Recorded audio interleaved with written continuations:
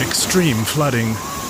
After heavy rainfall in late October 2024, water poured in without warning. Over 220 people died in the Valencia region. Thousands more were injured or lost their homes. There was mud, cars, dead cats and dogs and corpses everywhere here. How are things in the region now? When Bea Verdejo teaches yoga, many of her students are doing more than just exercise. They're gently putting their minds and bodies to the test and finding new strength. The studio is also a place for renewal.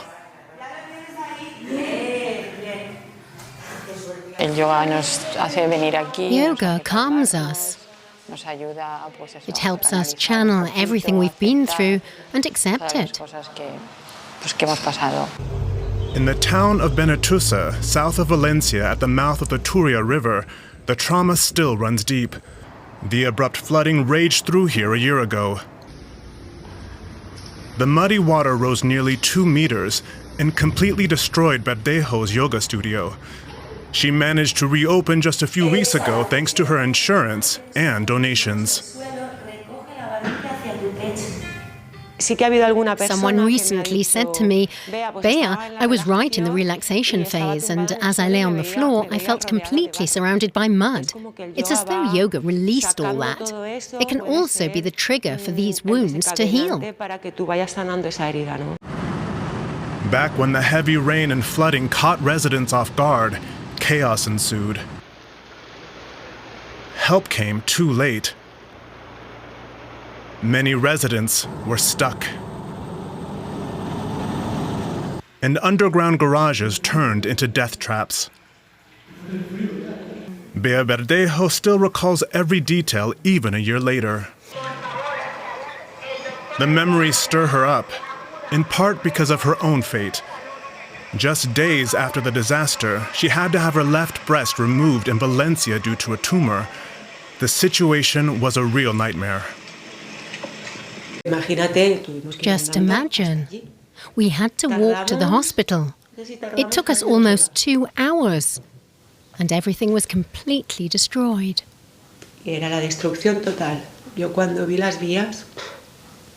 When I saw the streets, when I saw everything, the people were totally desperate.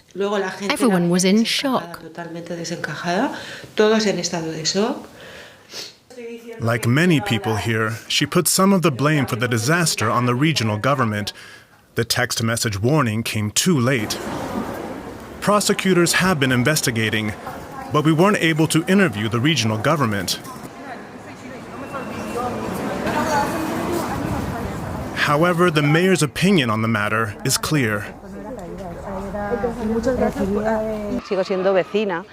I'm one of the residents too, and there's no moral justification for us to have been up to our necks in water, for people to have already been rescued on my street, and when it seemed there could be fatalities, for residents to then be alarmed too late. 2 hours too late. Reconstruction is now underway, even if things may be a bit slow. The work also includes new projects like this one. A monument is being built here. Residents have inscribed their thoughts about the disaster on 400 clay tiles for the project.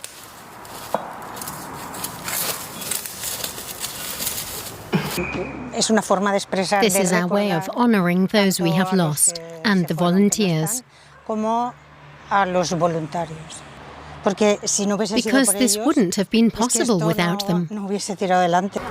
The monument was the brainchild of art student Nea. Once laid, the tiles are meant to form embracing arms. She opted to work with clay as it resembles the mud that buried everything after the flooding. The mud symbolizes what happened. The idea is that victims can then observe and experience it again differently. The impacted are looking to the future again, and the region is working on a better warning system. There is now a coordination that was lacking before, and that reassures me. There's constant contact with the local Ministry for Emergencies, which is also reassuring. We're also in contact with the regional government. If something's wrong, we get a call. This enables us to take action flexibly and warn residents. For many residents, however, the horror remains present. They carry their personal stories and disasters, and like here with Bea Verdejo, they work on living with them.